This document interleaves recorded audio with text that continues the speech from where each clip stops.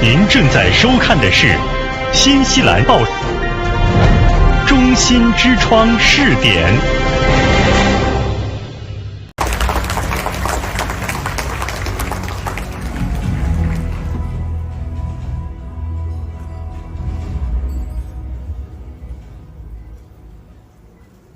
尊敬的杨健博士 ，Dr. Young、Mr. Bridges、Members of Parliament、Mr. McCrae、Mr. Goldsmith on his way, Mr. Melissa、Carlos, congratulations, by the way, and Mayor Brown, Deputy Mayor Simpson, President Goodfellow, Mr. Grossa, leaders of the Chinese community, including Stephen Wong, ladies and gentlemen, dear friends, good evening. 大家晚上好. Let me first thank the New Zealand Chinese Business Club and the Auckland Chamber of Commerce for inviting me and my colleagues, including Consul General Chen Shijie, to today's gala dinner. I would also like to congratulate all the awardees and acknowledge everyone here for their support for and contribution to China-New Zealand economic relations. I understand the topic for today and for some time now is the election, with the announcement of the results for the specials. But from an economic perspective, if there is anything other than the election as such that has received a lot of attention here in New Zealand, probably the state of the Chinese economy is among them, which is only natural given the close linkages between the two countries. While people are of course entitled to their own opinions, which may or may not be the same, my advice to friends, particularly those stakeholders in the relationship, has always been look at the big picture and look at the long run. Rather than losing sight of the mountain for one single leaf, in Chinese it's 一叶障目不见泰山, or allowing the economic sensibility to be warped by the false, often self-fulfilling and probably self-defeating geopolitical narrative. Since the beginning of the year, China's economy has met with headwinds from risks and challenges abroad and at home. But it has, however, maintained a reasonably strong momentum, remaining a major engine for global economic growth. The economy grew by 4.9% year-on-year between July and September, and expanded by 5.2% in the first 3 quarters of the year, outpacing most other major economies, both in terms of year-on-year growth and cumulative growth. Looking into the full year, most international institutions, such as the World Bank, have forecast global growth at 2%, while 5% or higher for China, which is a bright spot in the gathering clouds on the global economic horizon. On top of that, solid progress is being made as China's economy pivots from high-speed growth to high-quality development. Despite signs of softening in a few sectors, more economic indicators augur well for the improvement of the country's economic structure and better quality of development. Domestic consumption has driven the lion's share of the rise of China's economy this year, contributing to 83.2% of growth and lifting GDP by 4.4 percentage points. Meanwhile, the country's efforts to deliver high-quality development have given birth to fresh, innovation-based growth drivers in line with future trends. China's green industry, known for electric vehicles, lithium-ion batteries, and solar batteries, among others, has maintained a rapid growth momentum. Export of these products increased by 41.7% in the first 9 months. This is among the many examples showcasing China's contribution to the global transition towards greener and lower carbon development pathways. Post-COVID recovery does not follow a linear trajectory.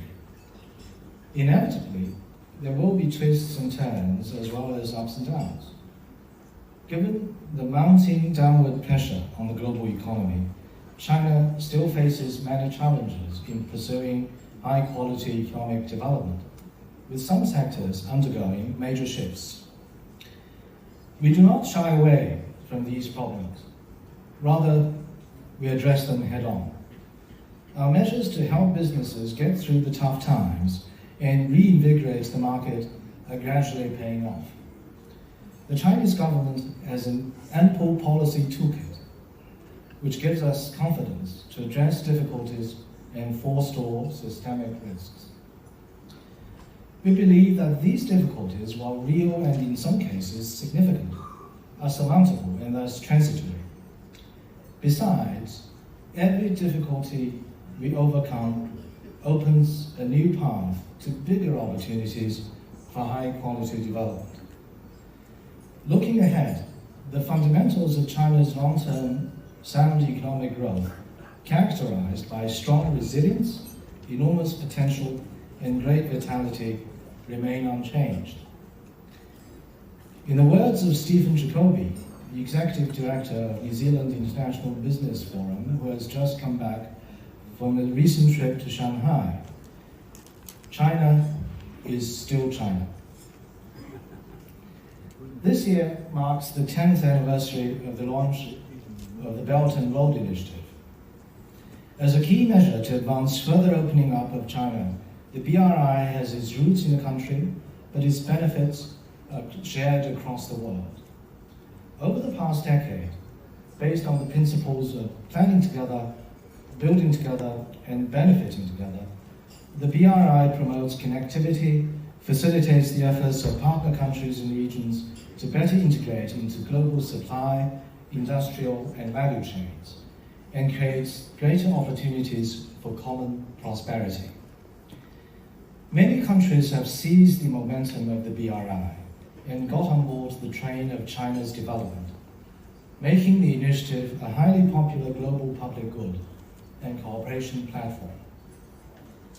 Not long ago, China successfully hosted the third Belt and Road Forum for International Cooperation and welcomed participants from more than 150 countries and 40 international organizations to celebrate fruitful results and plan for its next stage.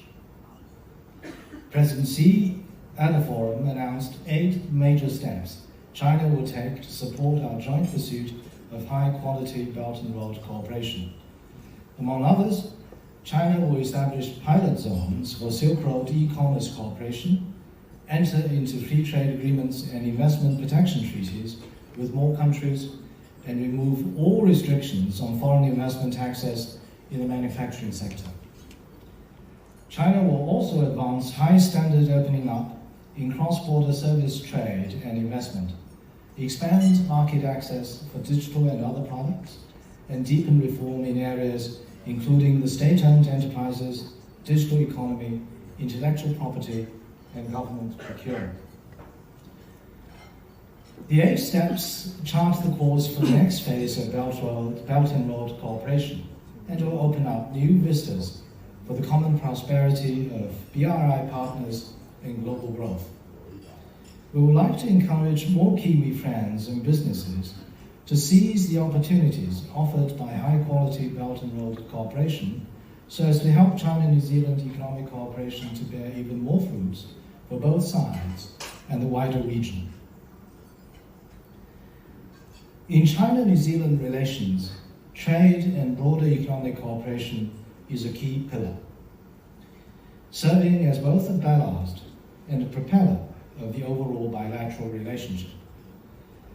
Indeed, our trade relations face challenges from shrinking global demand, falling commodity prices, greater competition, and changing consumer preferences. In spite of all this, our relations have proved to be remarkably resilient. According to the latest figures, China received 27% of the total value of New Zealand's total of New Zealand's goods export in the year ending September 2023, remaining New Zealand's largest trading partner, exporting destination, and importing source. As China steadily advances high-quality development and opens up further, it will offer more market opportunities to New Zealand businesses. Let me share some of my suggestions on how New Zealand businesses standing at the start of the second 50 years of China-New Zealand relations could strengthen cooperation with the country. First, consolidate what we have achieved. China and New Zealand have built up complementary economic relations featuring structural synergy and compatible demands. Over the past 5 decades, our bilateral trade rose from 7 million New Zealand dollars when diplomatic relations were established to over 40 billion New Zealand dollars in 2022 and brought tangible benefits to the two peoples. Building on the deep roots we have struck in each other's market, we should work to unlock the full potential in traditional established sectors of cooperation, such as dairy, meat, wood, tourism, and education. Second, upgrade what we are working on by extending the value chains, but better targeting the new and growing consumer communities to meet their evolving and upgrading needs, and by extending into new markets as China seeks to balance interregional and urban-rural development, empowering previous economic hinterlands in the country to grow and open up. In my recent conversation here in New Zealand, a friend with insights on the China-New Zealand relationship observed, "Where else can you find a market for New Zealand's premium products, which will add another mid-sized developed economy with a growing mid-income community each year in the foreseeable future?" In other words, the next China will be in China. Third, forge new drivers for growth. I understand that for the incoming government and the wider New Zealand body politic, making up for the infrastructure deficit and promoting a sustainable transition to meet climate change commitments are among the top policy priorities. We share those commitments in China and see huge room for the two countries to cooperate in that space. For example, on infrastructure development, on EVs and renewable energy, which will not only create new opportunities for our bilateral economic cooperation, but also contribute to the long-term development of this particular country. In this connection, I wish to emphasize that as China continues to reform and open up, the Chinese market will inevitably become more competitive.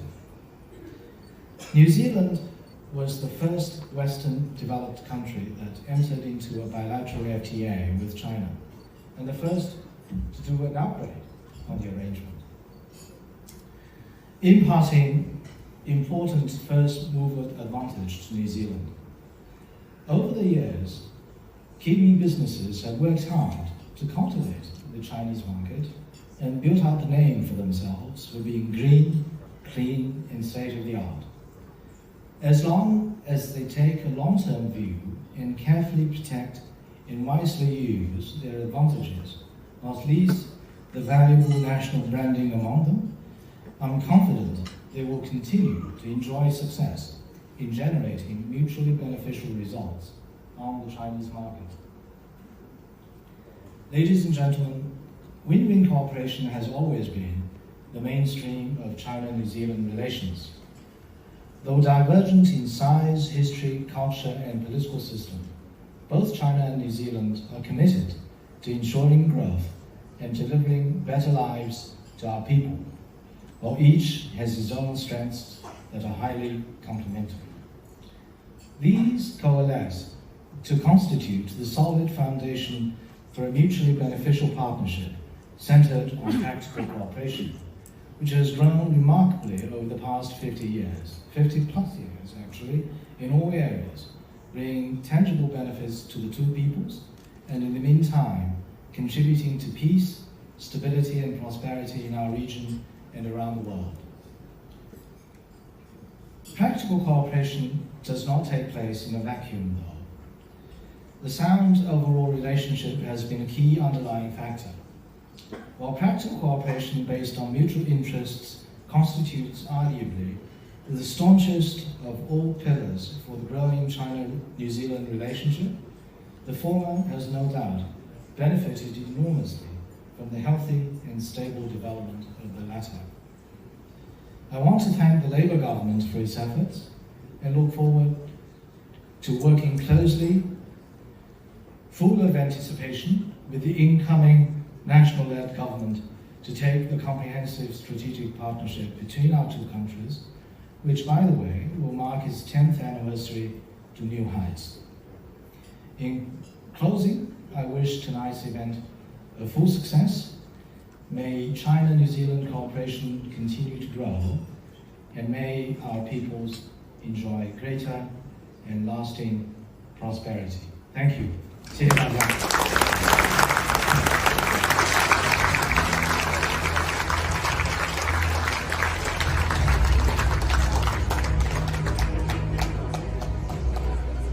感谢王大使的精彩发言，带来我们这个主旨演讲啊。